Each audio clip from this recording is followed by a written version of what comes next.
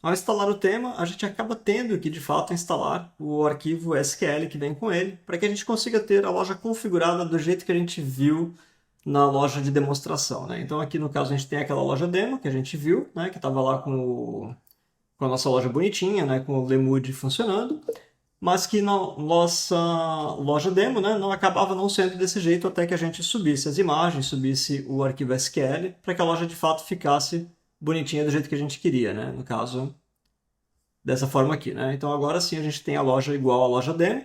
A gente subiu todas as fotos, a gente consegue voltar aqui na área de produtos, né? Ver todos os produtos com fotos.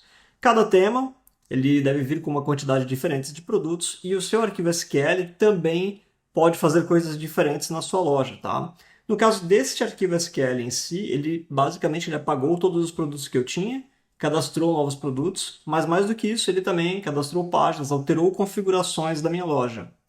Se você notou, minha loja agora está toda em inglês. Isso porque aqui em Settings, General, né, ou ajustes gerais, ele alterou tudo. Ele alterou o título da minha loja, alterou a tagline, mudou o logotipo, o ícone da minha loja agora também está diferente. Né, tem o logotipo da LM, né, do Lemood.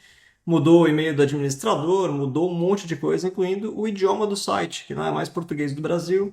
Mudou o time zone, né, o horário da minha loja. Enfim, ele faz alterações diversas, tá?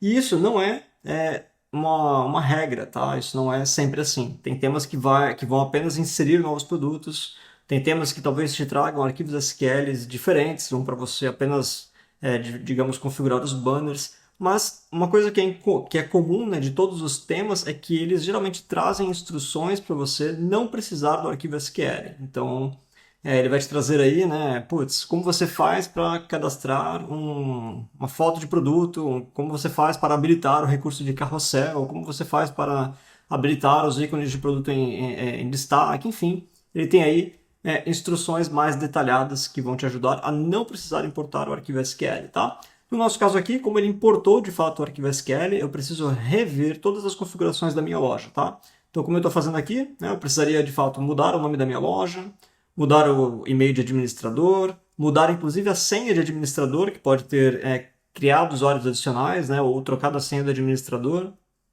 e esse tipo de coisa. Então, aqui no meu caso, eu vou, de fato, revisitar tudo aquilo que a gente viu nas primeiras aulas do curso, para garantir que a minha loja está de acordo com aquilo que deveria ser, né, de acordo com as configurações da minha loja e não da loja de demonstração do tema. Sugiro que você faça o mesmo se você importou um arquivo SQL. Te vejo na próxima.